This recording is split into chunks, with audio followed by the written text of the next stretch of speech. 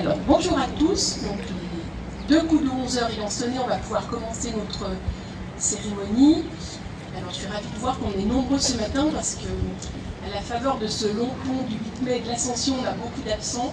Alors, on a une pensée toute particulière, nous, à la chorale, pour les différents de la chorale qui font partie de l'harmonie municipale de Marna et qui sont ce matin sur la place Saint-Pierre pour jouer devant le pape. Je sais que ce matin, ils ont joué les allobroges. Voilà, donc on a une pensée pour nos collègues de la chorale. Pour commencer cette cérémonie, nous allons laisser la place aux enfants d'école qui vont nous chanter le chant des partisans.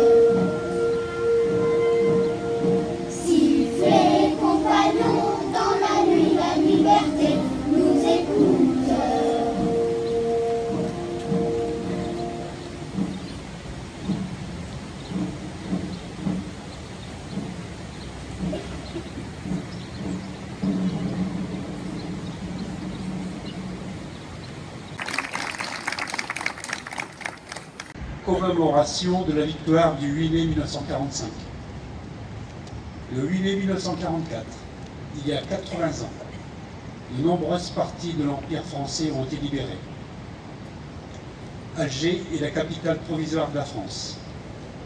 En métropole, la résistance s'organise. Sur le front de l'Est, les troupes russes ont pris l'ascendant.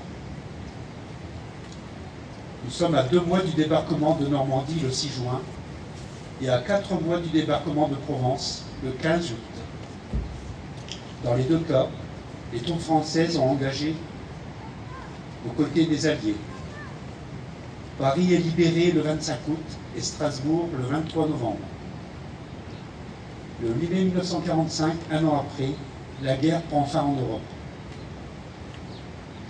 Pour cette année mémorielle 2024, rendons un hommage appuyé à toutes celles et ceux, Français et Alliés, qui ont souffert et donné leur vie pour que notre pays se relève.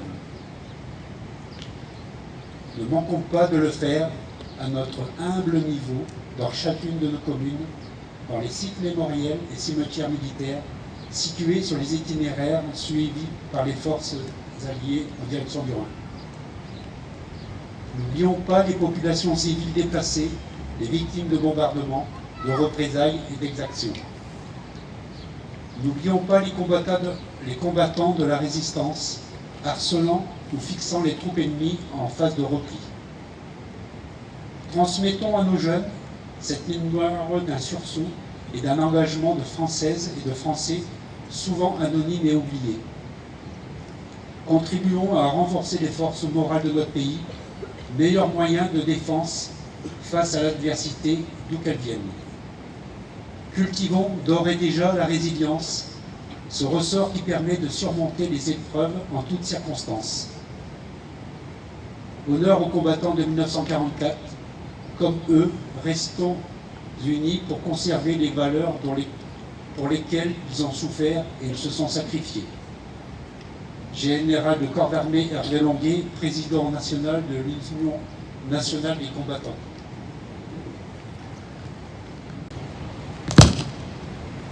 Message de M. Sébastien Lecornu, ministre des Armées, et de Mme Patricia Miralles, secrétaire d'État auprès du ministre des Armées chargé des anciens combattants et de la mémoire. Il y a 79 ans, à Berlin, la France surmontait l'étrange défaite de mai 1940 et l'esprit de collaboration. Le 8 mai 1945, l'Allemagne nazie capitulait, le fracas des armes se taisait en Europe. Ce jour-là, il faisait chaud sur la France comme dans le cœur des Français lorsqu'ils ont appris la nouvelle « La guerre est gagnée, voici la victoire ». Ces quelques mots prononcés par la voix du général de Gaulle, qui depuis le 18 juin 1940 avait poursuivi les combats, ont résonné dans le pays et bien au-delà. La délivrance est là. Et en même temps que les larmes de joie, la douleur fait briller les yeux des Françaises et des Français. Car la victoire, si heureuse soit-elle, n'efface ni la guerre qui a eu lieu, ni ses ravages, ni ses morts.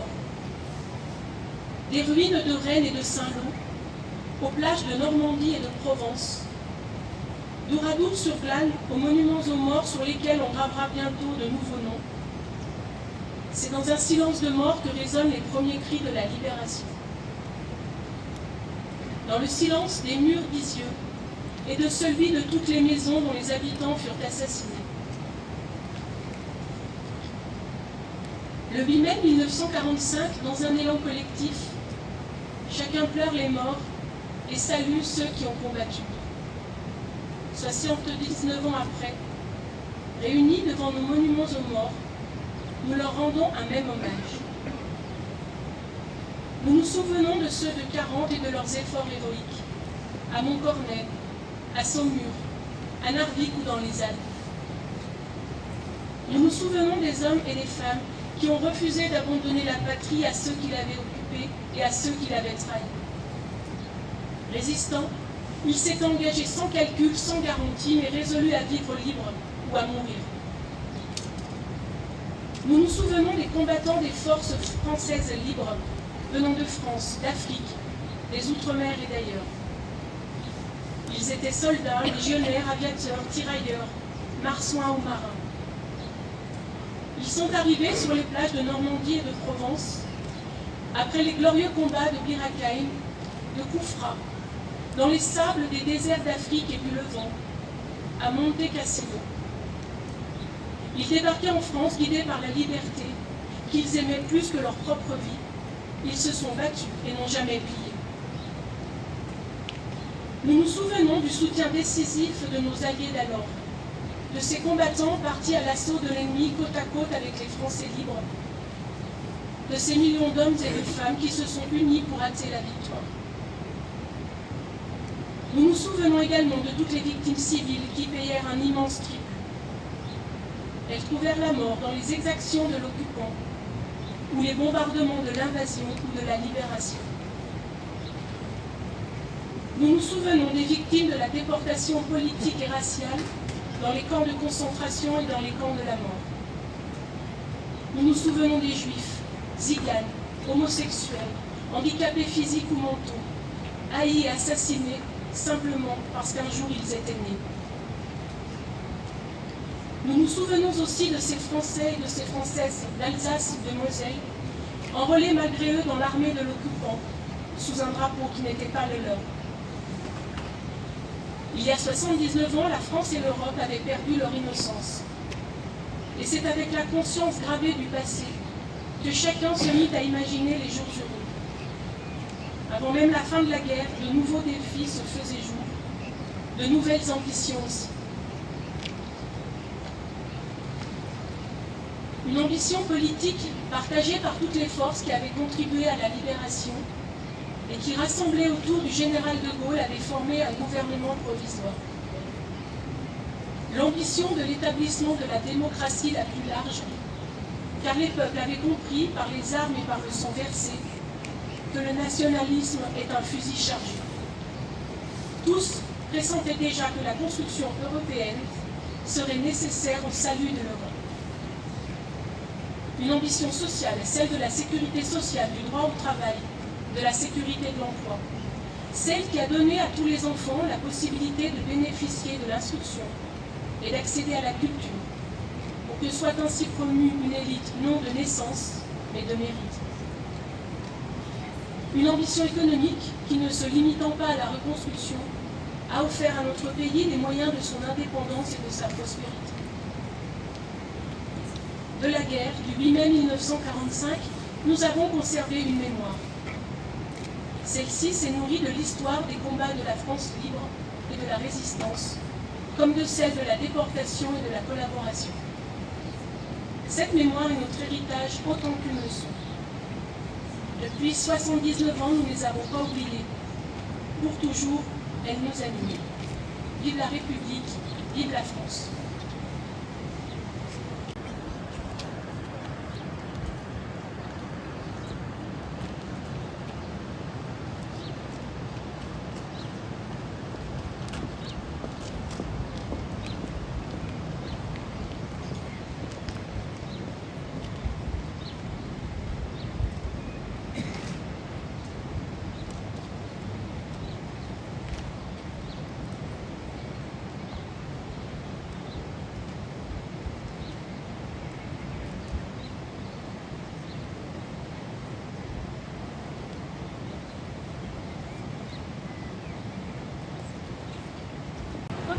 Anard Lucien.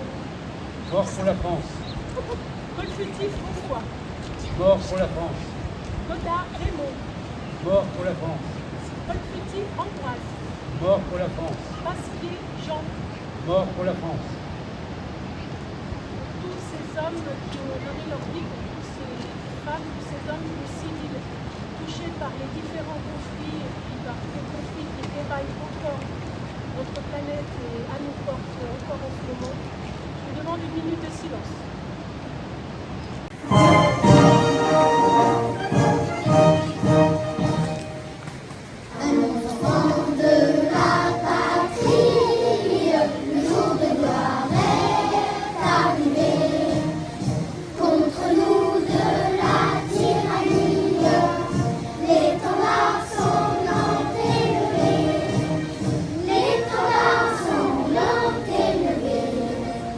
Entendez-vous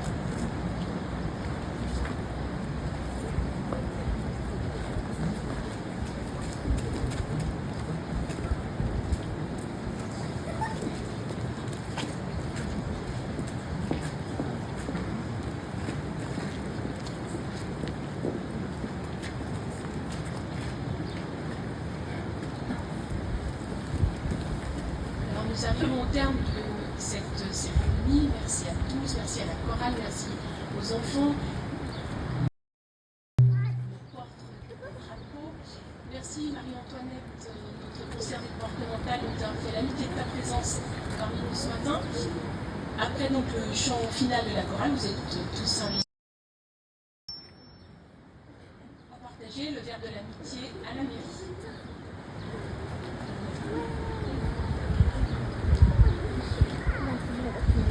Nous avons déjà chanté beaucoup de chansons sur la guerre de 39, sur celle de 14, mais jamais sur la guerre d'Algérie. Des chansons sur la guerre d'Algérie, il y en a tout plein. Le problème, c'est qu'elles sont en arabe. En français, il n'y en a pas. Alors, en voici une du tout début de la guerre en 1956. On avait dit aux soldats qu'ils partaient pour pas longtemps, juste pour maintenir la paix, et qu'ils pourraient très bientôt retrouver leur fiancé. Donc, c'est cette chanson de 1956. Je m'en vais revoir ma blonde, puisqu'on dit à la ronde que la guerre est finie.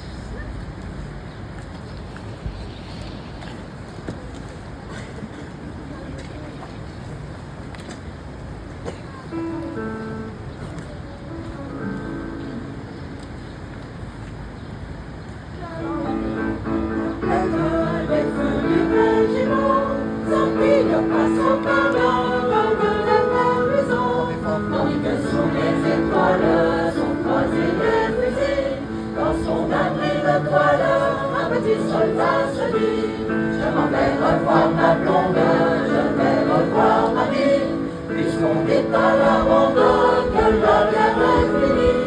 Tous les gardes par le monde seront de mon avis, rien ne vaut une blonde pour faire aimer la vie. Dans le premier j'irai prendre